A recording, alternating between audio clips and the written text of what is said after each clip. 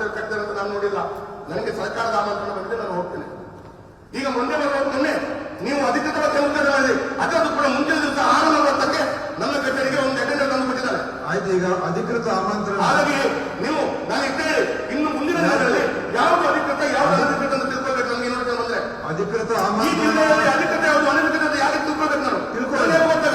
ಆಯ್ತು, ಅಷ್ಟೇ ತಾನೇ ತಿಳ್ಕೊಳ್ಳಿ. ಅದಕ್ಕೆ ಎರಡನೇ ಮಂತ್ರಿಗಳು ಮಾನ್ಯ ಮೇಯರ್ ಅವರು 15 ದಿವಸದ ಹಿಂದೆ ಈ ಜಿಲ್ಲೆಯ ಉನ್ನತಾಧಿಕಾರಿಗಳ ಹತ್ರ ಮಾತಾಡಿಕೊಂಡು ಎಲ್ಲ ಮಾಡಿದ್ದಾರೆ ಅಂತ ನಂತರ ನಾನು ತಿಳ್ಕೊಂಡೆ.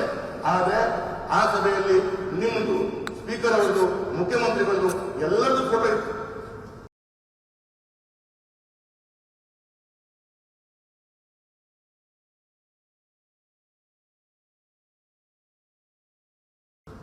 ನಾನು ಅದಕ್ಕೆ ತಂದ್ರೆ ತಿಳ್ಕೊಂಡು ಹೋಗಿದ್ದು.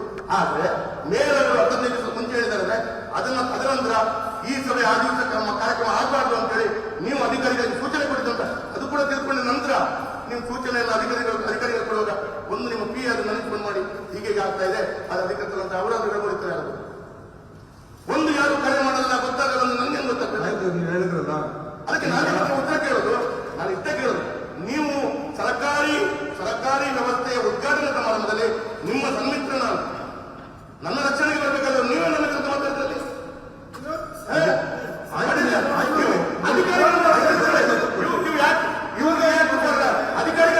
ಅಧಿಕಾರಿಗಳ ಮೇಲೆ ಯು ಟೇಕ್ ಆಕ್ಷನ್, ಅಧಿಕಾರಿಗಳ ತಗೊಳ್ಳಿ ಆಕ್ಷನ್. ನನಗೆ ರಕ್ಷಣೆ ನೀವು ಮಾಡಬೇಕಿತ್ತು. ನೀವೇ ಕೇಳಿ ನೀವು ಮಂತ್ರಿ ಅವರೆಲ್ಲ ಯಾಕೆ ಮಾತಾಡ್ತೀರಿ? ಅವರು ಸಮರ್ಥರಿದ್ದಾರೆ, ಅವರು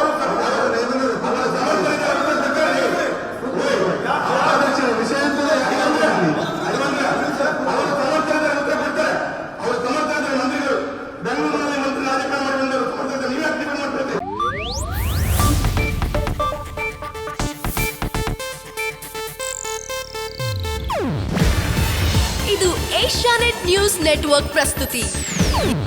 ನೀವು ನೋಡ್ತಿದ್ದೀರಾ ಏಷ್ಯಾನೆಟ್ ಸುವರ್ಣ ನ್ಯೂಸ್.